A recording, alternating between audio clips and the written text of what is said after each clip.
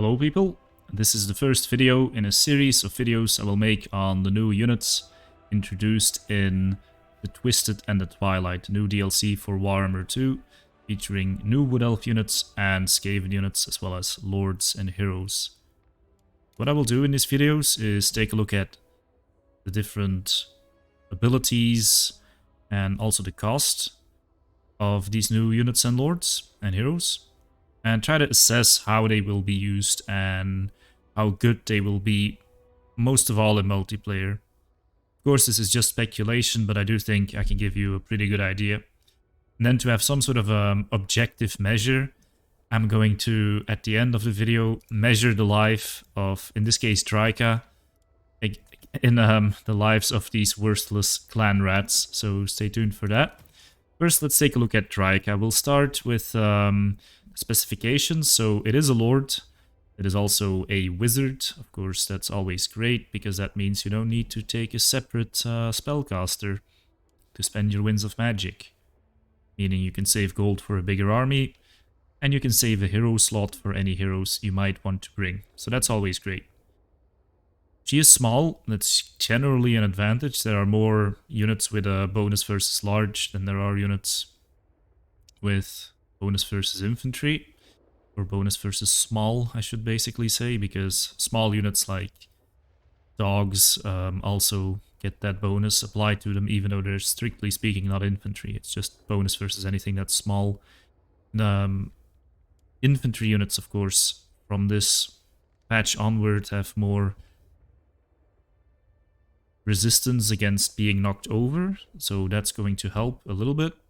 Although it might also cause them to take more damage, so it might be a bit of a double-edged sword there. Second stat, the health. The hit points of Drycha are not massively high, but for a good character, 3,689 hit points is quite respectable. It's about the same as a Dwarf Lord.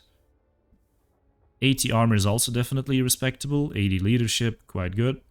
Speed, 43, not bad for a foot character. Then the stats are not very high. 60 melee attack is quite good. 40 melee defense is not so high. The weakest stat Drycha has is probably the weapon strength. 400 is not that much. 100 armor piercing damage. It's not bad, it's not great.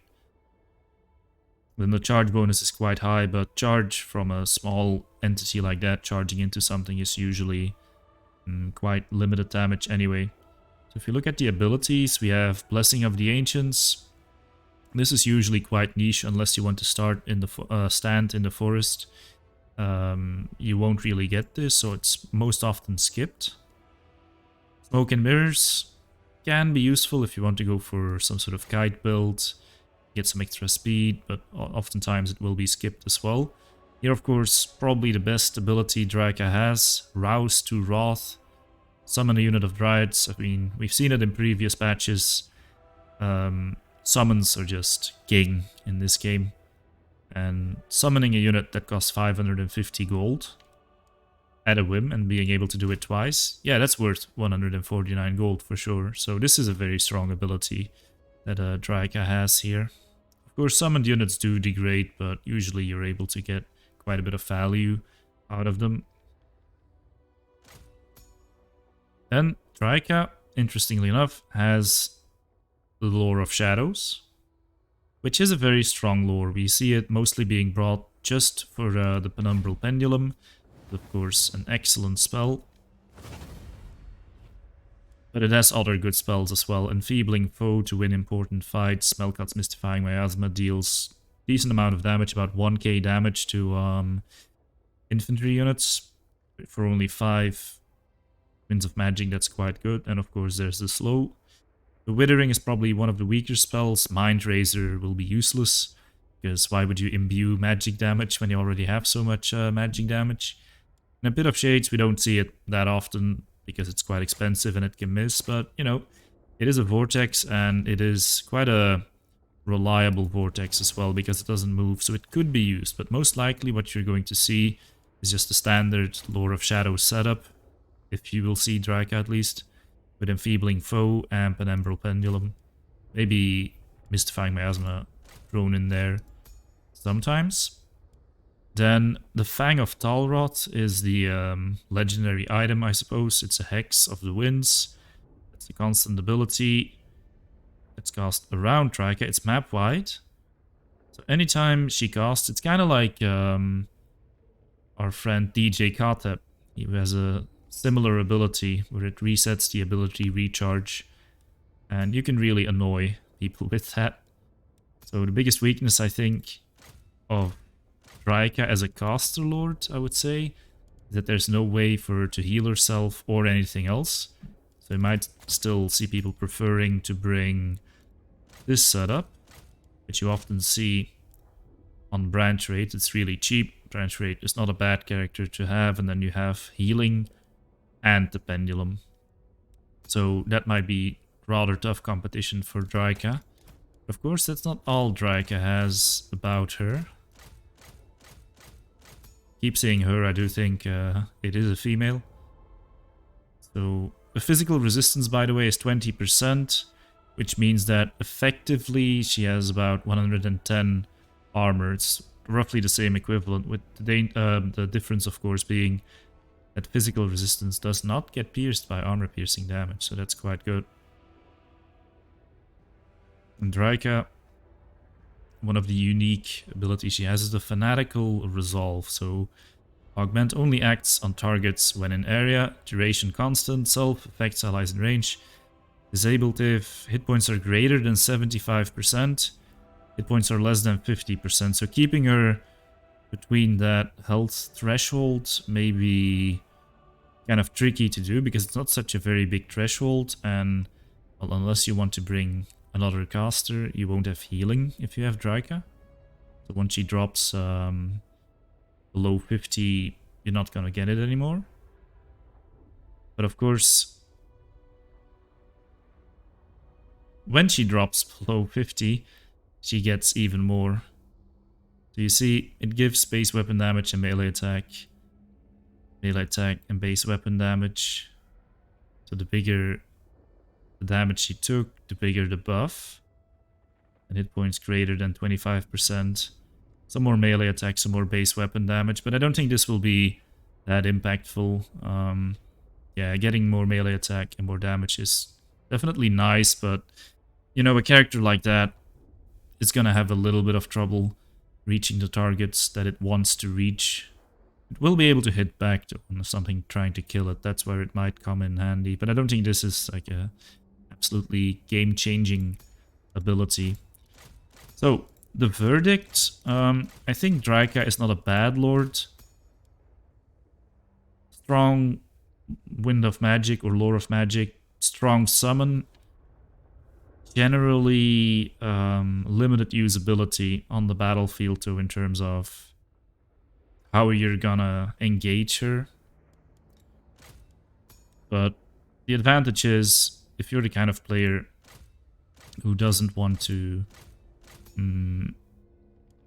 invest too much into their lord and would rather have a big army, then I think Drycha is a pretty good option. Like, I wouldn't even say this is essential. With this, you have a decently difficult to kill lord who has all the magic you need and can bring some summons, and it's only 1271 gold. I do think Drycha has a bit of an application there as a caster. As a caster lord even. But the main thing I don't like about Drycha is the inability to regenerate Winds of Magic faster unless she's standing in a forest. But then again, if you can just get some pendulums off, that might be all the magic you need for the whole battle anyway. So I will be giving these units a viability rating. I would say Drycha is about a 7.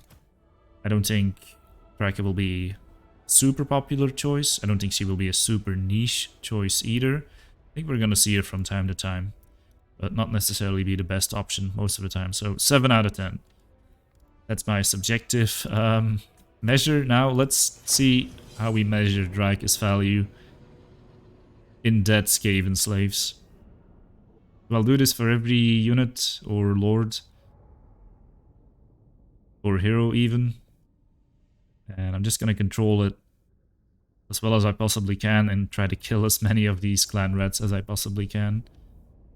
Luckily we have some AoE spells.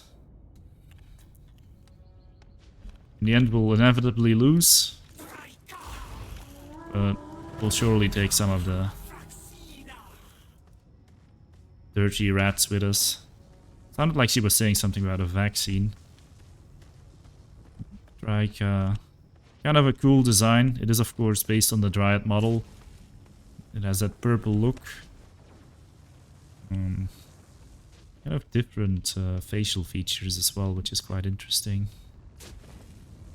This is one of the new maps, which I don't suppose we're going to be using in multiplayer. I think people are going to get too triggered by this orb in the middle.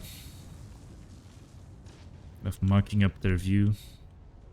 Might not be the most balanced map in terms of terrain either. Look at it.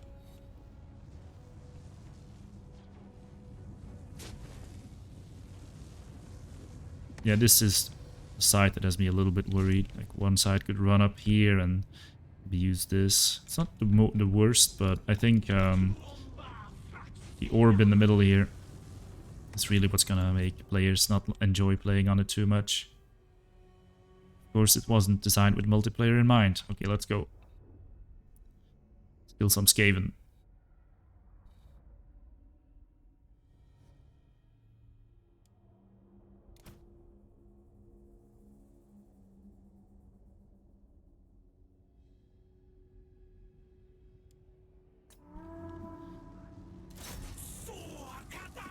Summon a Dryad before we rout and can't get it anymore.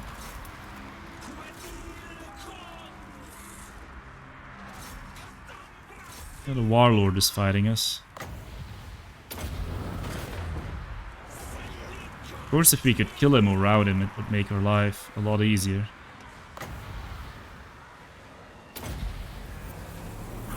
So Drycha is so far not taking damage. Ooh, but the Summon Dryad is routing.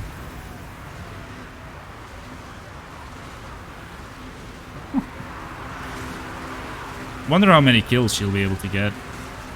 Take quite a few. There's no way we'll be able to kill all of these dirty rats, but I'll be able to kill quite a few. This is the Wood Elf Vermintide edition. It's kind of weird how for this whole fight they've just been unable to get a hit on each other. The Warlord and Drycha. I mean, I'm not complaining. It's a little strange. Look at these Skaven just running for the hills. They don't want anything to do with her. I mean, if they want to abandon their Warlord.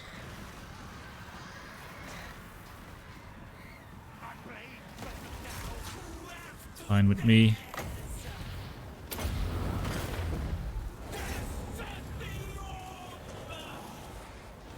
Let's speed her up a little bit. I'm going to wait for them to sort of blob around me again. Better bring the other summoned. Of course, once Drycha routs, it's instantly over. Unless there's a summon still active on the field, but I don't think Drycha will be able to rally even then. Because there's just so many Skaven.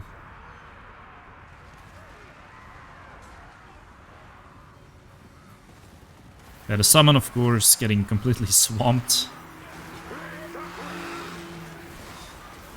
These are, of course, malevolent Dryads.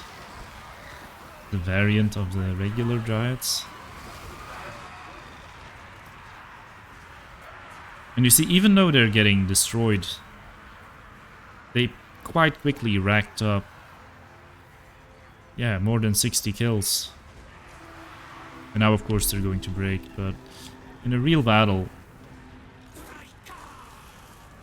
I believe they would do quite well. Drycha might rout here. Let's get a pendulum off before she does. A bit of shades would have been better, for sure.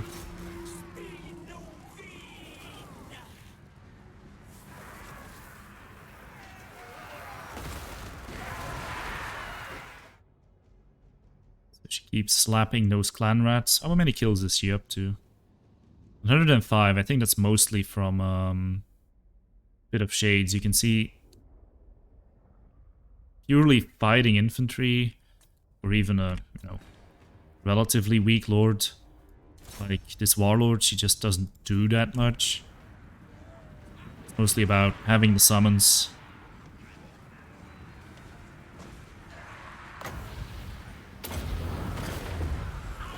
And just having a really cheap lord that also has some decent spells she can bring. So yeah, 7 out of 10. Not the best lord. Definitely not the worst. You might see her now and again. She got 206 kills on the Skaven, which is quite good. And I think if I'd used a Bit of Shades more, she would have gotten even more. So, see you in the next video, where I will discuss the Sisters of Twilight.